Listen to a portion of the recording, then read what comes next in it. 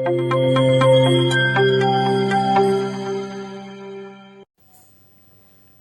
everyone, myself Rahul, Assistant Professor in RPIT Medical Campus. Today our topic is leprosy. Leprosy is a chronic infectious disease may affect skin, mucous membrane and nerves. It is caused by Mycobacterium leprae and discovered by Hansen in 1873. अगर हम इसके types की बात कर लेते हैं, basically leprosy two types की होती है, paucibacillary and multiple bacillary. Paucibacillary को हम ट्यूबरकुलोसिस भी बोल सकते हैं और मल्टी बेसिलरी को हम लेप्रोमेटस भी बोल सकते हैं। फ्यूसी बेसिलरी क्या है, अंदर हमारे लेस देन 5 लीजन्स प्रेजेंट होते हैं हमारी स्किन के ऊपर, और मल्टीपल बेसिलरी के अंदर हमारे मोर देन 5 लीजन्स प्रेजेंट होते हैं। अब हम इसके सिम्टम्स की बात कर लेते हैं लेप्रोसी के। लेप्रोसी के सिम्टम्स में हमारा स्किन के ऊपर red patches, rashes and lesions on skin and reduce sensation of skin, weakness hands and feet, nerve injuries और हमारी बॉडी का वेट लॉस भी हो जाता है। अब हम बात कर लेते हैं ट्रीटमेंट ऑफ फ्यूसी बेसिलरी। इसका ट्रीटमेंट बेसिकली 6 मंथ्स का रहता है हमारा।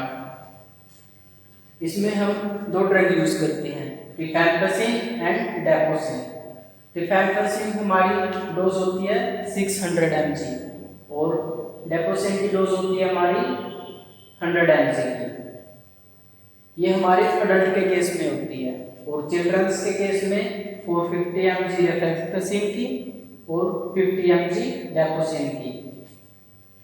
अब बात कर लेते हैं, जो हमारी रिफैम्पिसिन टैबलेट है वो वंस इन अ मंथ, यानी कि मंथ में एक बार हम अपने पेशेंट को देंगे, और डेपोसिन टैबलेट जो हमारी पर डे 6 मंथ के लिए हम इसको पर डे देंगे।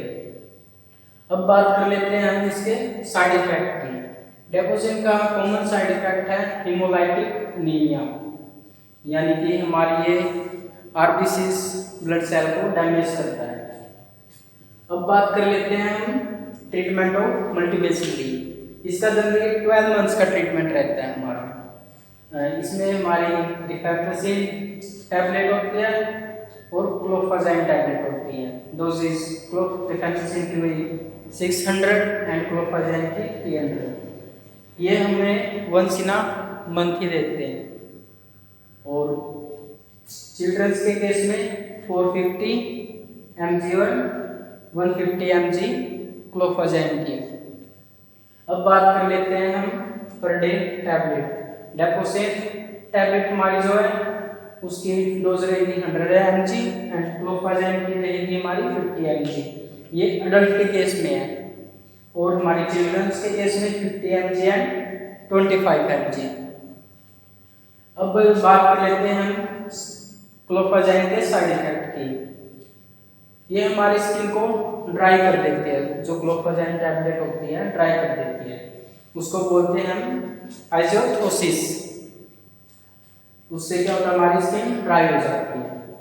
अब बात कर लेते हैं हम इसके मैकेनिज्म ऑफ एक्शन की। रिफैम्पिसिन का मैकेनिज्म ऑफ एक्शन है हमारा इंटरफेयर विद डीएनए फंक्शन, यानी कि ये ड्रग जो है हमारी रिसेप्टर पे हमारे डीएनए को सिंथेसिस नहीं होने देगी, रेप्लिकेट नहीं होने देगी, या डीएनए से ट्रांसक्रिप्शन के थ्रू आरएनए नहीं बनने देगी। अब बात कर लेते हैं हम डेपोसिन की। ये हमारा फोलिक एसिड इनहिबिटर होता है, यानी कि हमारा जो पापा और पैट्रिडिन से हमारा डाइहाइड्रो फोलिक एसिड और डाइहाइड्रो से टेट्रा, टेट्रा से फोलिक एसिड बनता है। इस ड्रग से हमारा फोलिक एसिड नहीं बनेगा। फोलिक एसिड हमारा सेल की ग्रोथ में हेल्प करता है, जिसकी वजह से सेल की ग्रोथ नहीं हो पाएगी और हमारा बैक्टीरिया किल हो जाएगा। अब बात कर लेते हैं क्लोफाजाइन। क्लोफाजाइन का भी वही इंटरफेयर विद डीएनए फंक्शन, और इसका एक और मैकेनिज्म ऑफ एक्शन है, जैसे interfere with mitochondrial electron transport chain, यानी कि हमारे ये जो mitochondria power house of cell भी बोलते हैं उसको इंटरफेयर करता है और सेल की डेथ कर देता है। रिफैम्पसिन हमारी जो है बैक्टीरियोसाइडल ड्रग है और हमारी डेपोसिन और क्लोफाजाइन हमारी बैक्टीरियोस्टैटिक ड्रग है जो कि बैक्टीरिया को बस रोक के रखती है, किल नहीं करती। और रिफैम्पसिन ड्रग है हमारी, ये बैक्टीरिया को किल करती है।